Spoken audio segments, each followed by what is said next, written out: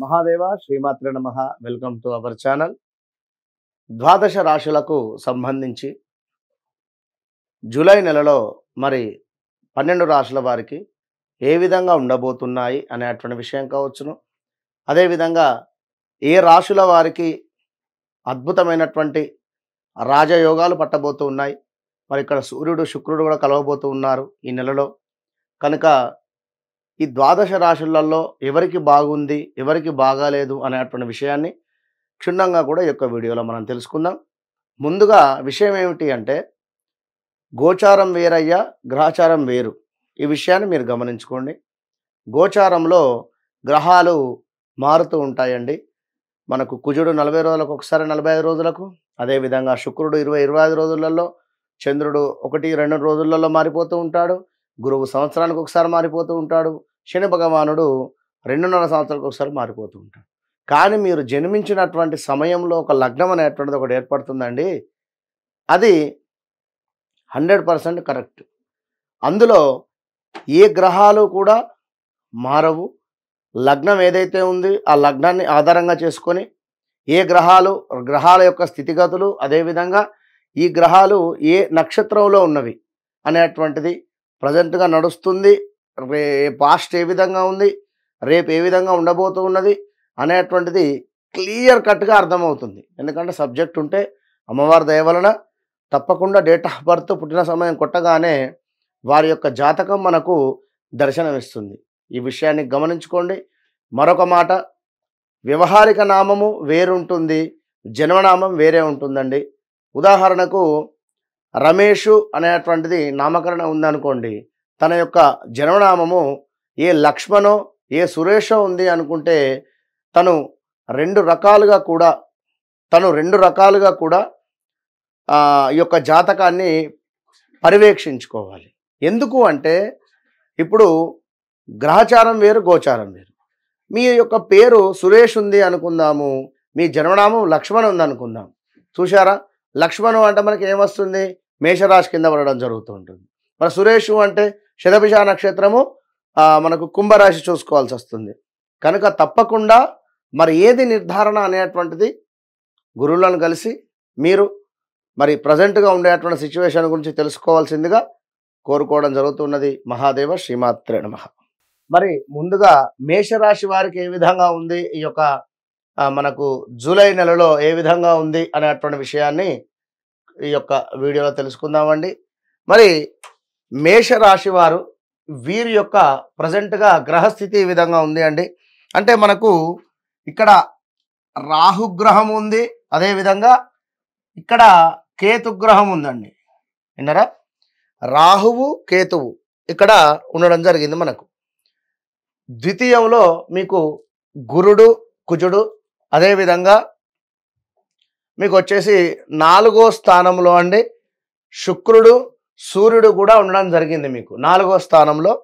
ఇక మీకు ఎప్పటిలాగానే శని భగవానుడు 11వ స్థానంలో ఉండడం జరిగిందండి. 11వ స్థానంలో మీకు శని భగవానుడు ఉండడం జరిగింది కనుక 12లో రాహు ఉండడం జరిగింది. మరి ఈ నెల ఏ విధంగా ఉంది అనేటువంటి విషయాన్ని ఒకసారి మనం చూసుకున్నట్టయితే, జనరల్గా మేషరాశి వారికి భూగృహ ధనధాన్య లాభాలు, చేయు పనులందు చాకచక్యంగా కూడా వ్యవహరించుట, మీకు కావలసిన ధనం ఏదైతే ఉందో అది అందేటువంటి పరిస్థితి, మీ సమర్థతకు చక్కటి గుర్తింపు లభించేటువంటి పరిస్థితి, ఆలోచనలో కొంత మార్పు వచ్చేటువంటి పరిస్థితి గోచరిస్తుంది. కొత్త పనులు చేయుటకు ఆసక్తిగా ముందుకు వెళ్ళేటువంటి పరిస్థితి ఉంది. ఉన్నత చదువుల గురించి శ్రద్ధ వహించుట, అదేవిధంగా కొత్త వారితో పరిచయము, అదేవిధంగా ఆత్మీయులతో ఎంతో ఉల్లాసంగా గడిపేటువంటి పరిస్థితి కూడా గోచరిస్తుంది. కొన్ని స్థిరాస్తులను ఏర్పాటు చేసుకోవటము, అదేవిధంగా కుటుంబంలో దేవతా పూజలు చేసేటువంటి పరిస్థితి గోచరిస్తుంది. అంటే ఓవరాల్గా ఈ విధంగా ఉంది. మరి 2వ స్థానంలోకి కుజుడు రావడం చేత కొంత మాటల మూలకంగా, ఆల్రెడీ గురుగ్రహము మీకు 2వ స్థానంలో ఉంది, చాలా అద్భుతమైనటువంటి వాతావరణం, వ్యాపారంలో కానీ ఏదైనా బిజినెస్లో కానీ అన్నింటా కూడా ముందుకు వెళ్ళేటువంటి పరిస్థితి ఉంది ఇక్కడ. మరి ఇక్కడ చూసుకున్నట్టయితే కుజుడు కూడా మీకు 2వ స్థానానికి రావడం జరిగింది. కుజుడు, గురువు ఉండడం చేత మరి కుజ భగవానుడు ఉన్నటువంటి స్థానం నుండి 4వ స్థానాన్ని కూడా చూడడం జరుగుతుంటుంది ఇక్కడ. అంటే 4వ స్థానం అంటే మీకు పంచమ దృష్టి ఉంది ఇక్కడ. అదేవిధంగా సూర్యుడు, శుక్రుడు 4వ స్థానంలో కలిసి ఉండడం చేత సూర్య శుక్రులు ఎవరి జాతకంలో అయితే కలిసి ఉంటే మాత్రము వారు అద్భుతమైనటువంటి ఫలితాలు పొందేటువంటి పరిస్థితి ఉంటుంది. విన్నారా? సూర్య శుక్రులు మెగాస్టార్ చిరంజీవి గారికి కూడా కలిసి ఉంది వారి జాతకంలో. కనుక చక్కటి నటన నటన ఈ యొక్క నటన ఫీల్డ్లో ఎవరైతే ఉన్నారో, విన్నారా, అంటే ఈ యొక్క కెమెరా ఫీల్డ్లో ఎవరైతే ఉన్నారో వారికి అద్భుతమైనటువంటి ఆఫర్స్ రావడం కానీ, విశేషించి హీరోలు కావచ్చును, హీరోయిన్స్ కావచ్చును, వీరికి ఈ యొక్క 4వ స్థానంలో శుక్రుడు, సూర్యుడు ఉండడం చేత చాలా అంటే చాలా అద్భుతమైనటువంటి ఫలితాలు అయితే గోచరిస్తూ ఉన్నాయి. ఇంకా చూసుకున్నట్టయితే మరి ఈ యొక్క పంచమ దృష్టి సూర్యుని యొక్క ఇంటి మీద ఉండడం జరుగుతూ ఉన్నది. ఎవరైతే మేషరాశి వారు ఉన్నారో ఈ యొక్క కుజుని పంచమ దృష్టి, కుజుని యొక్క చతుర్థ దృష్టి మీ యొక్క పంచమ భావం మీద ఉంది. కనుక ఎవరైతే కన్సీవ్ కోసం ఎదురు చూస్తూ ఉన్నారో లేదా కన్సీవ్ అయి ఉన్నారో వారు కాస్త జాగ్రత్తగా ఉండేటువంటి నెలగా మీరు అర్థం చేసుకోండి. మరి ఈ యొక్క కుజ భగవానుడు ఇంకా కూడా సప్తమ దృష్టి అండి. సప్తమ దృష్టి మీకు 8వ స్థానం మీద ఉండడం జరుగుతున్నది. అదేవిధంగా 7, 8 స్థానాలు రెండు కూడా ప్రేరేపించేటువంటి పరిస్థితి ఉంది ఇక్కడ. కనుక కుజుడు మీకు స్టమక్ రిలేటెడ్ ఇష్యూస్తో కూడి ఏమైనా ల్యాండ్ రిలేటెడ్లో ₹1 కలిసి వచ్చేటువంటి పరిస్థితి ఉంది.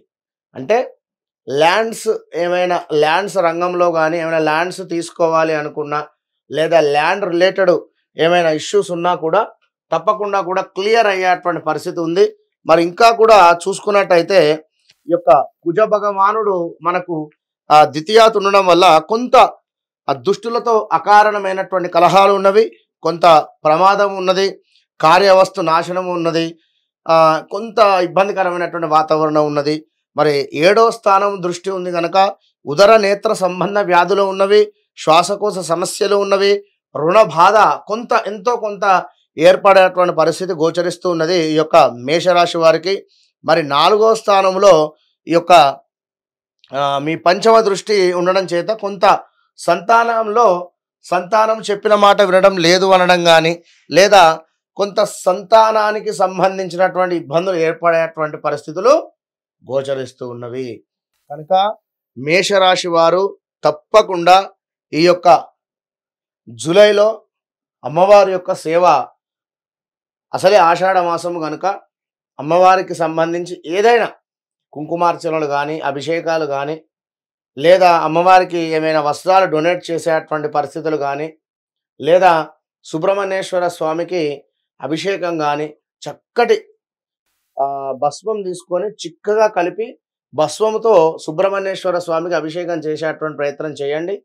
మంచి ఫలితం ఉంటుంది. తప్పకుండా మీ యొక్క జాతకములో కనుక కుజుడు ఒకవేళ నీచపడినట్టయితే కొంత ఇబ్బందికరమైనటువంటి వాతావరణం అయితే ఉంటుంది అనేటువంటి విషయాన్ని మీరు గమనించుకోండి. ఓకేనా? All the best.